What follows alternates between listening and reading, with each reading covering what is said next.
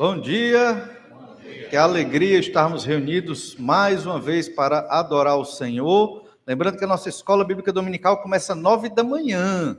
Então, temos duas salas aí, dois professores ensinando a Escritura. Eu também, é porque eu me esqueci de mim, são três.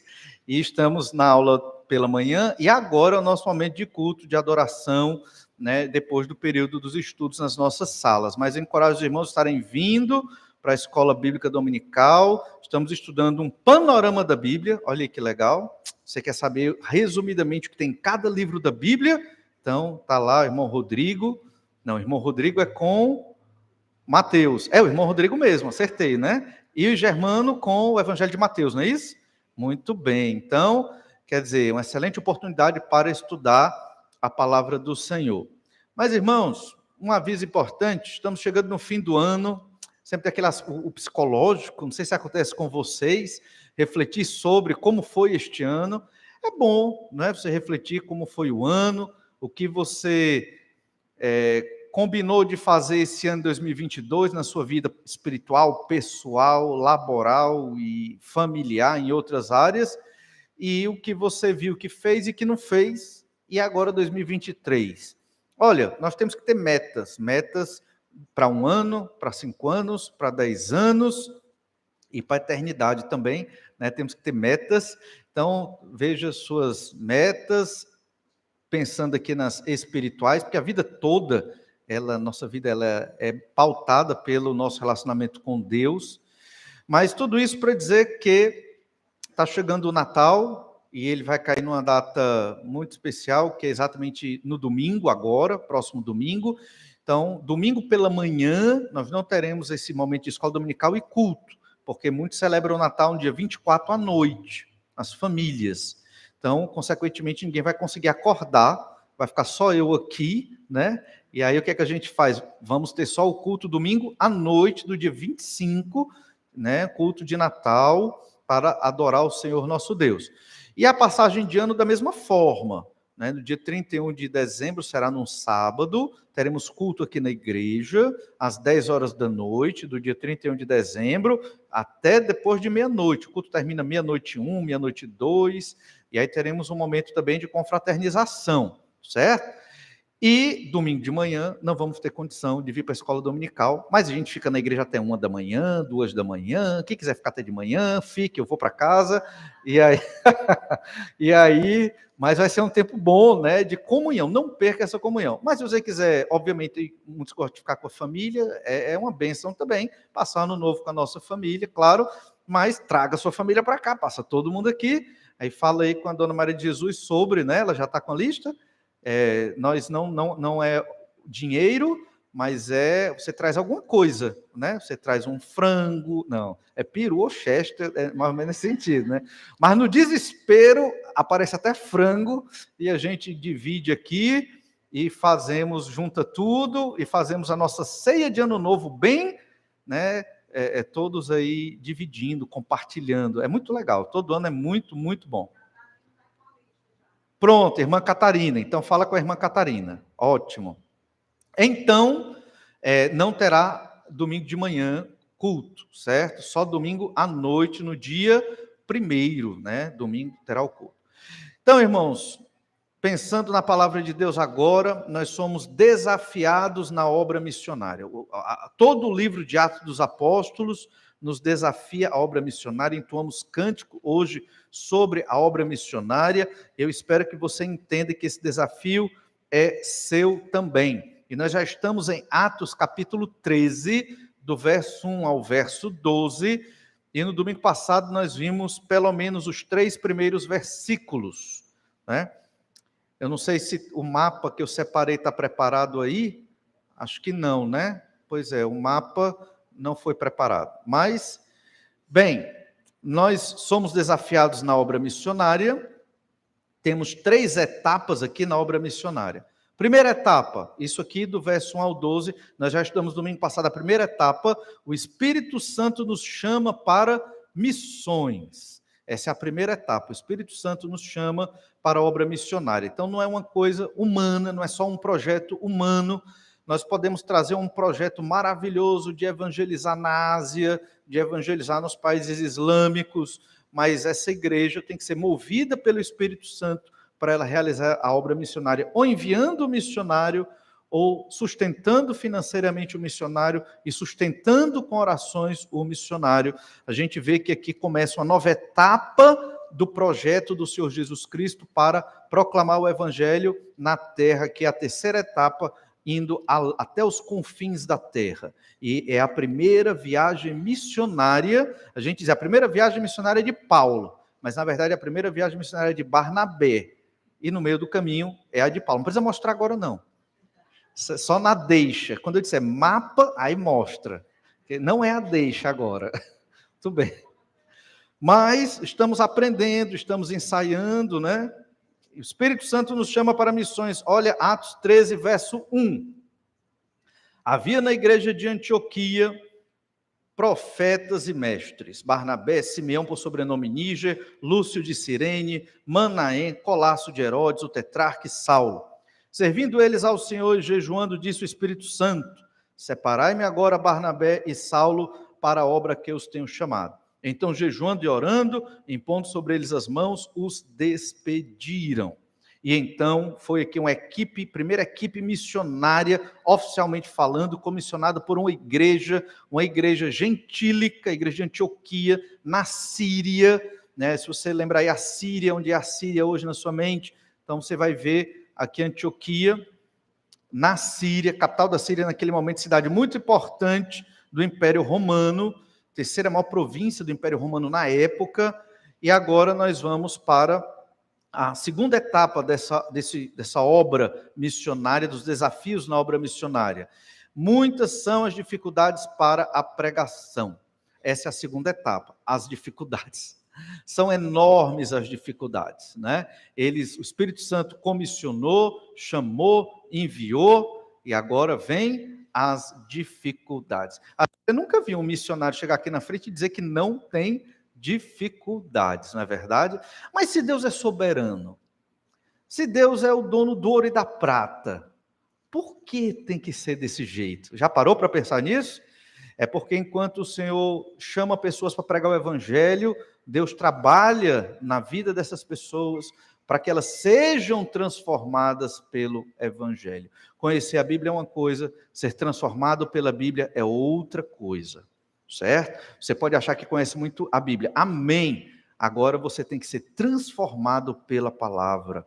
É outro passo, e é um passo muito, muito mais difícil. Por quê? Porque nós somos pecadores e reagimos contra a palavra, mesmo sabendo que é a palavra de Deus, mesmo sendo nós crentes em Jesus, quando a palavra vem, a gente sabe, mas a gente reage contra muitas vezes. Então, muitas são as dificuldades para a pregação. Olha o que diz o verso 4.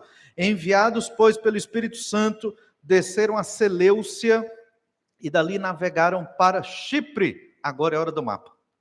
Nós queremos mostrar onde é a Seleucia e Chipre. Aí a luzinha, tem a luzinha? Não tem a luzinha. Tem a luzinha? Mas não está aqui. A luzinha.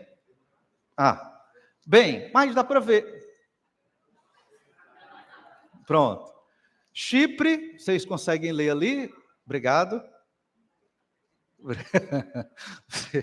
Joia. Acho que aperta. Eu penso que é aqui. Pronto. Chipre. Então, quem nasceu em Chipre? Os chipriotas. Não, Barnabé. Então, Barnabé pensou, já que a primeira viagem missionária, vamos para onde? Vamos para minha terra natal. Ele foi evangelizar os seus parentes, seus compatriotas, levou João, Marcos, que era ali com seus primos, sobrinho dele, foram para Chipre. Eles saíram de Antioquia. Salamina é a parte ocidental de Chipre. E Pafos, que a gente vai ver lá na frente, é a parte, na verdade, Salamina é a parte oriental e Pafos a parte ocidental. A capital de Chipre era Pafos, capital dessa província aqui.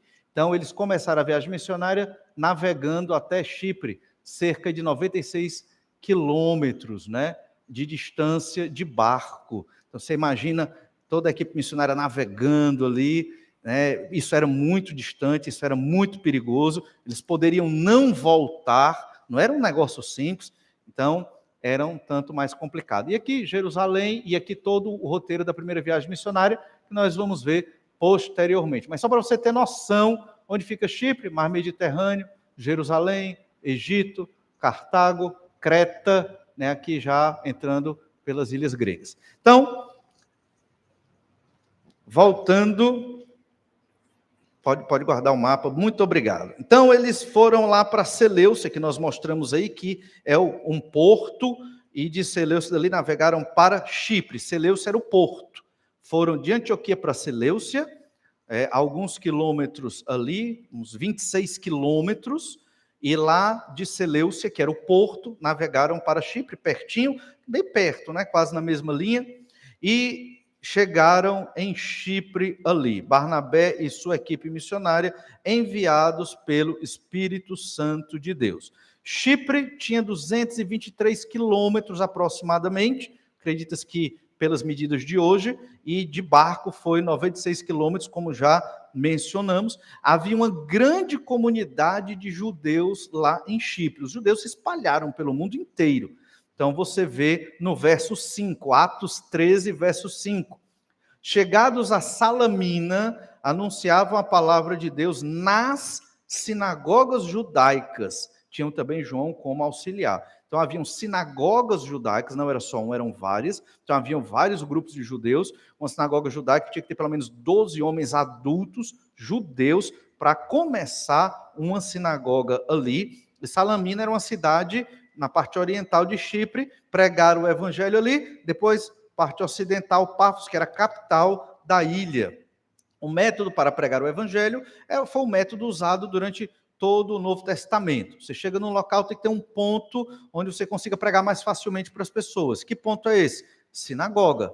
Eles eram judeus, então Paulo poderia chegar como um rabino, que ele era, e ali poderia usar a sua função de rabino para anunciar o evangelho de Jesus Cristo. Os rabinos não faziam isso, mas Paulo podia ir no Antigo Testamento, trazia os textos que falavam do Messias, e aí ele entrava com o evangelho. Ao longo do livro de Atos dos Apóstolos, nós vamos ver que é assim que se prega o evangelho. Você pega um ponto de contato, algo que aquela pessoa conhece, e aí você introduz o evangelho.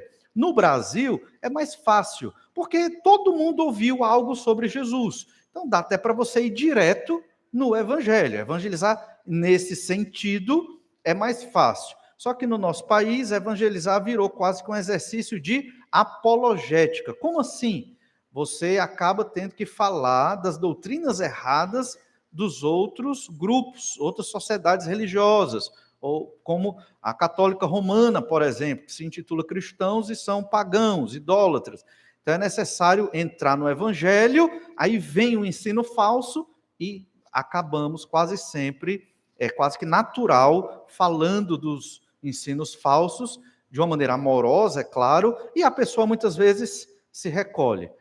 Não gosta, é natural também. Sugestão, nunca fale diretamente do ensino falso, dizendo, isso é errado, diretamente. Faça perguntas. Faça perguntas para levantar dúvida na cabeça daquela pessoa sobre o ensino falso, porque aí ela vai tentar, talvez o Espírito ajude, se for da vontade de Deus, fazê-la tentar pesquisar se aquilo é verdade. Aí se ela perceber sozinha, na Bíblia dela ou em outros documentos que é verdade, aí ela vai ter uma dúvida semeada no coração e pode querer saber mais do Evangelho de Jesus. Mas esse era o método, era ir nas sinagogas, em todo o livro de Atos, nós observamos isso. João, ele foi auxiliar nessa viagem missionária, ele era ali parente de Barnabé. Colossenses 4:10 diz assim, saúda-vos Aristarco, prisioneiro comigo, e Marcos, primo de Barnabé, sobre quem recebeste instruções, se ele for ter convosco, acolhei-o. João Marcos aqui, ele foi um problema na amizade, na obra missionária de Barnabé e Paulo. E a gente percebe que até grandes homens de Deus e missionários, eles divergem e eles se afastam. A gente vai ver isso lá em Atos capítulo 15. Não estou dizendo que é o ideal, mas é o que muitas vezes acontece. E aconteceu lá em Atos 13:13. E navegando de Pafos, Paulo e seus companheiros dirigiram-se a Perge da Panfilha. João, porém, apartando-se deles, voltou para Jerusalém. Então, isso aqui não agradou Paulo, porque João abandonou a equipe missionária, não podia ter abandonado, então para Paulo isso foi muito ruim. Se ele não abandonou, quer dizer que se ele abandonou a viagem no meio do percurso, é porque ele não é firme, é porque não podemos confiar nele. Foi o que Paulo provavelmente pensou, e isso fez com que ele não quisesse mais João Marcos na equipe. Já Barnabé, misericordioso, perdoador, talvez mais compassivo, quis dar mais uma oportunidade. Então, pensamentos não necessariamente errados, mas divergentes. E vamos estudar isso mais à frente. E então, de Salamina, no Oriente, foram para Pafos, no ocidente de Chipre. Olhe lá o verso 6, Atos 13, 6. Havendo atravessado toda a ilha até Pafos, encontraram certo judeu mágico, falso profeta de nome Bar-Jesus, o qual estava com o procônsul Sérgio Paulo, que era um homem inteligente. Este, tendo chamado Barnabé e Saulo, lhe diligenciava para ouvir a palavra de Deus. Então, o procônsul Sérgio Paulo era um homem inteligente. Ele gostava do conhecimento.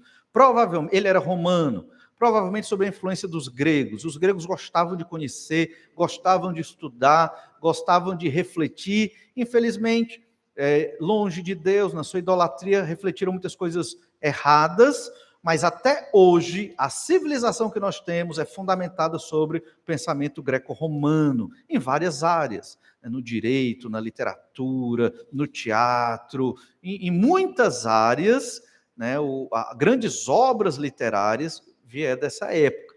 Então, óbvio que tudo a gente filtra segundo a verdade da palavra de Deus, mas é inegável que eles tinham esse desejo do conhecimento. Muitos romanos também tiveram esse desejo pelo conhecimento, que não é errado e nem é pecado.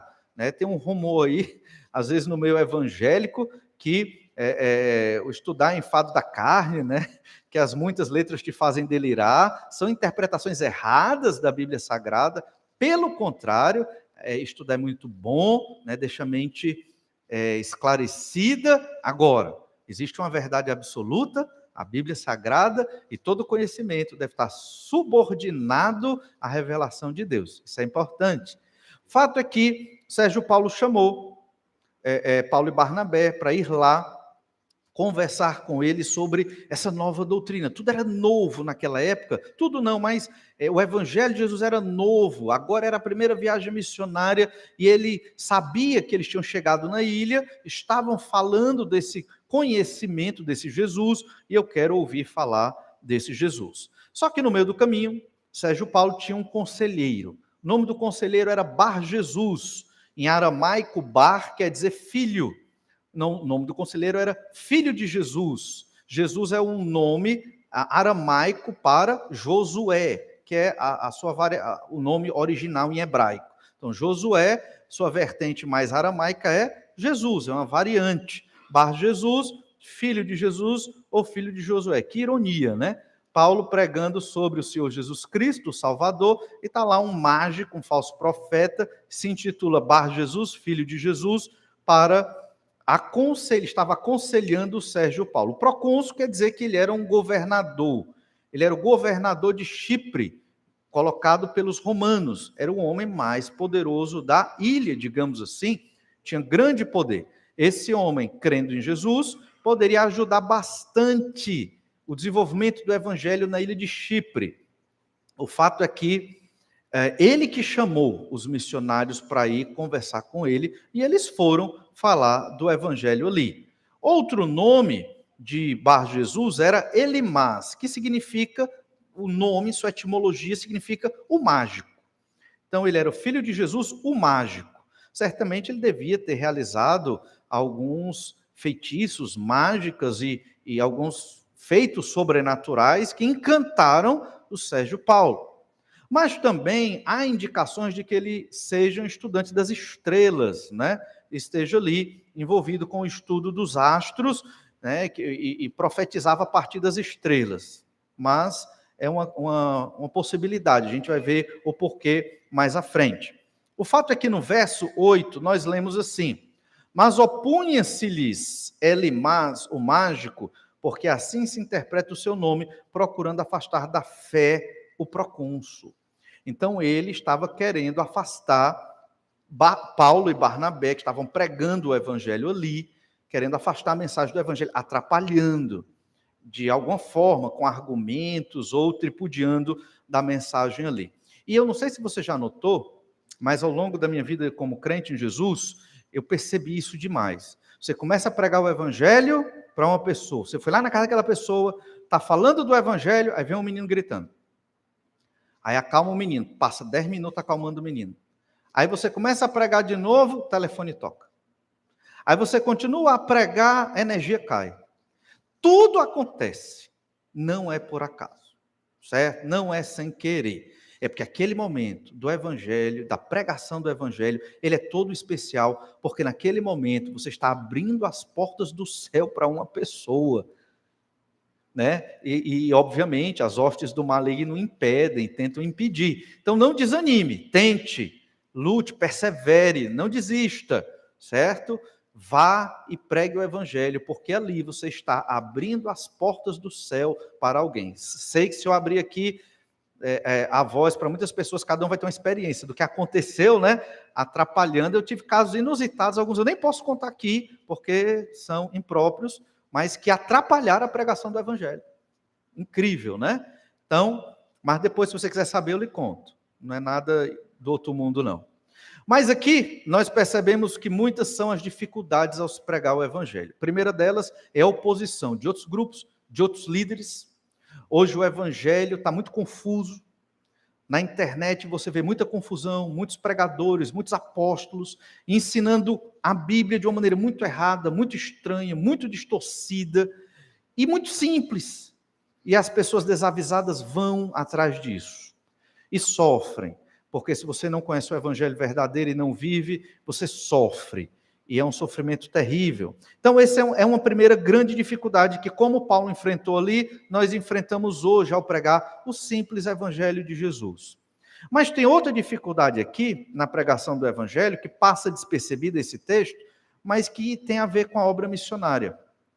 Perceba que eles pegaram um navio, navegaram 96 quilômetros, levaram comida, suprimentos, chegaram lá na ilha de Chipre, tiveram que arrumar um lugar para ficar, né? Não tinha igreja lá para dar o suporte, eles se viraram, entende? Lá não tinha caixa eletrônico, né, para receber um valor, então tudo muito difícil. Imagina como foi, não foi tão simples. A Bíblia, às vezes, ela nem tem como narrar todo o contexto do que estava acontecendo ali, mas foi a primeira viagem no mundo para levar o evangelho além fronteiras. Então, eles tiveram que tirar recursos de onde? A igreja de Antioquia supriu certamente. E eles deviam ter algum recurso próprio. Então, essa é a primeira grande dificuldade na pregação do evangelho, pensando na obra missionária. Recursos. Recursos. Então, os missionários, para chegar distante e levar o evangelho, precisa que a igreja incentive, apoie, supra o que eles precisam para que eles possam viajar e pregar o evangelho. Então, nós temos que ter isso na nossa mente, né? Não é luxo dos missionários de forma nenhuma, é essencial e necessário. E hoje é mais fácil, porque o transporte é mais fácil, os recursos é mais fácil de você enviar. Naquela época tudo era mais difícil. Então, dois grandes desafios, duas grandes dificuldades na pregação do evangelho: a oposição de outros grupos e os recursos para manter a expansão do evangelho. Muitas são as dificuldades para a pregação. Essa foi a segunda etapa. E a terceira etapa, que é a mais gratificante, é a conversão. Só que a conversão somente ocorre pela doutrina da palavra de Deus. Você vai perceber que a conversão que ocorre aqui, apesar de acontecer algo sobrenatural na história, ela aconteceu por causa da doutrina, não por causa do evento sobrenatural que aconteceu ali. Atos 13, verso 8. Mas opunha-se Elimás o mágico. Verso 9. Todavia Saulo, também chamado Paulo, cheio do Espírito Santo, fixando nele os olhos, disse: ó filho do diabo, cheio de todo engano e de toda malícia, inimigo de toda justiça, não cessarás de perverter os retos caminhos do Senhor. E aqui não era mais Saulo que estava falando, né? Agora era Paulo. Nesse versículo 9, ele se torna Paulo o grande missionário. Paulo é a variação latina do nome de Saulo. Saulo é Saul.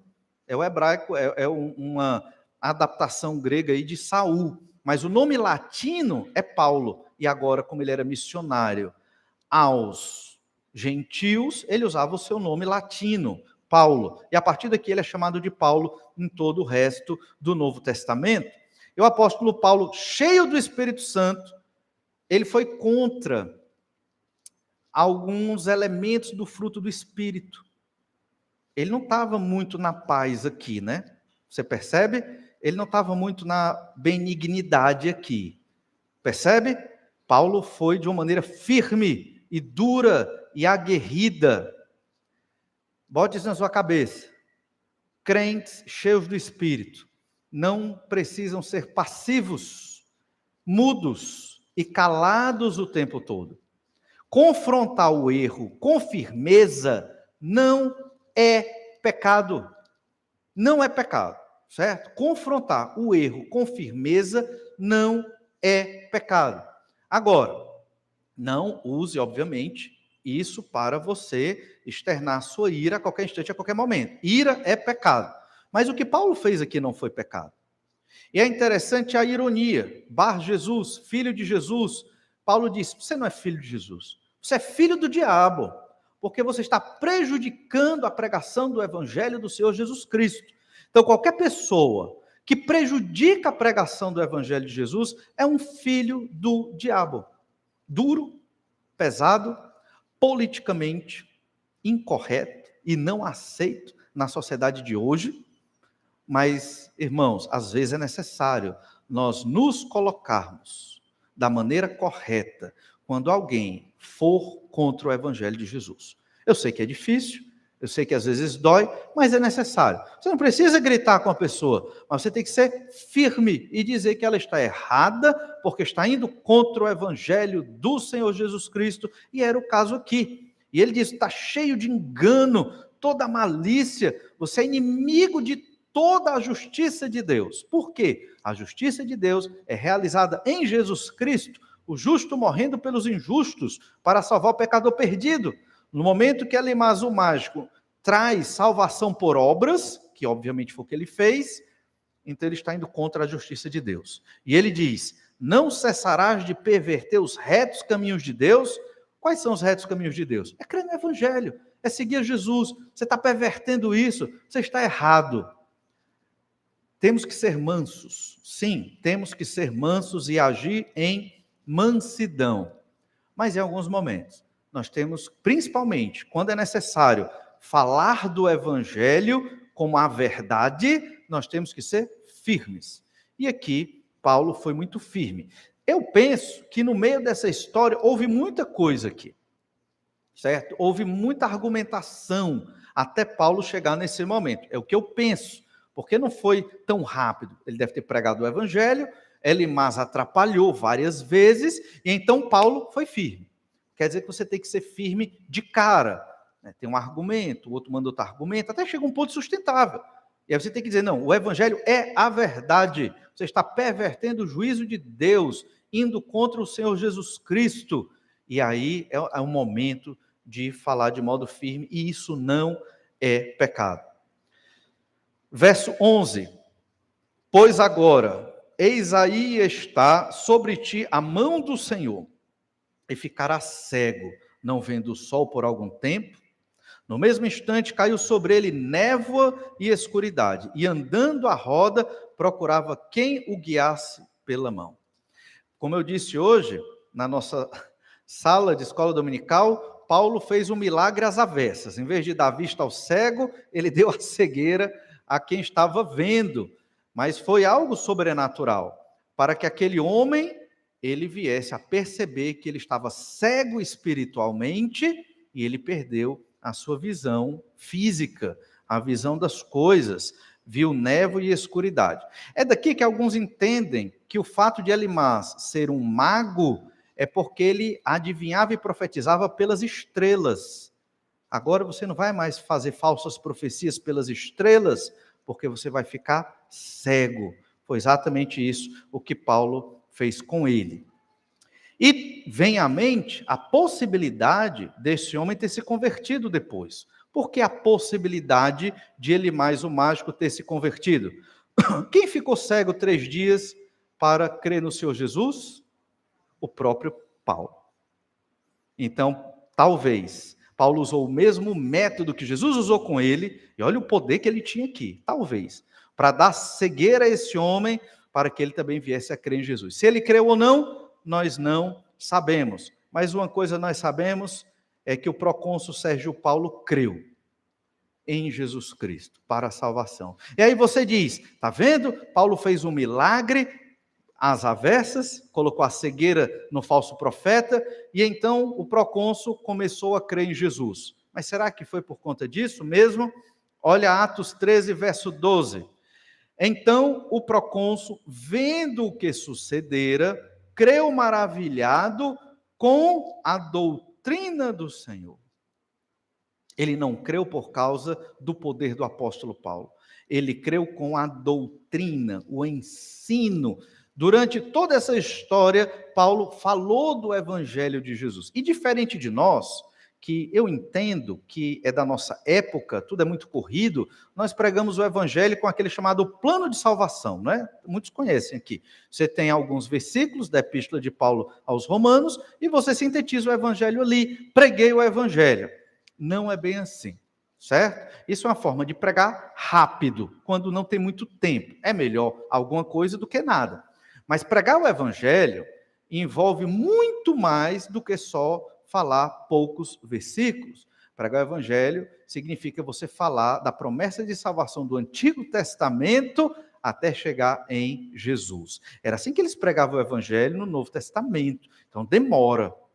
Então você pode dividir isso em várias horas. Eu não estou desmotivando ninguém a pregar o evangelho. Estou dizendo como eles faziam no Novo Testamento e como certamente Paulo fez aqui para o procônsul, narrando a promessa da salvação no Antigo Testamento, tudo que falava de Jesus no Antigo Testamento, para chegar até aqui, na chegada do Senhor Jesus Cristo, sua morte, ressurreição e ascensão. Por isso, se você vai evangelizar alguém, é importante que você fale a doutrina. Como? Faz um estudo bíblico. E tem muito material bom para você começar a evangelizar toda semana, 1 hora. Marca um estudo bíblico com aquela pessoa, 1 hora por semana. E aí você vai falando os pontos do evangelho devagarzinho, porque a pessoa vai ter que ir assimilando e conhecendo, até o dia em que você vai chegar e apresentar Jesus como Salvador, para ela vir a crer. Eu já evangelizei uma pessoa durante 6 meses. A esposa dele era da nossa igreja lá no interior. 6 meses a gente foi visitá-lo, 6 meses, toda semana. E então, não tinha mais o que ensinar. Eu já ia passar por outras doutrinas que ele não ia absorver, porque não era crente em Jesus. E então eu disse, olha, agora é o seguinte, nosso estudo encerrou. Você tem que tomar uma decisão. Você está arrependido dos seus pecados e quer crer em Jesus? E aquele homem disse assim, pastor, entendi tudo.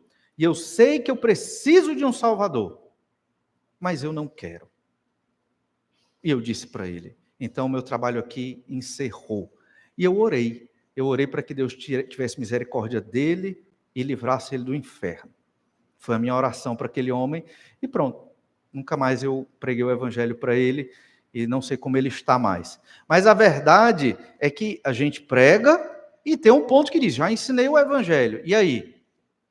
Crê ou não crê? Se arrependeu ou não? E a pessoa vai ter que tomar uma decisão ali, obviamente influenciado pelo Espírito Santo de Deus. E se ela disser não, é muito triste. A gente sai assim, penalizado, triste, mas acontece e é assim mesmo. E vamos pregando o evangelho.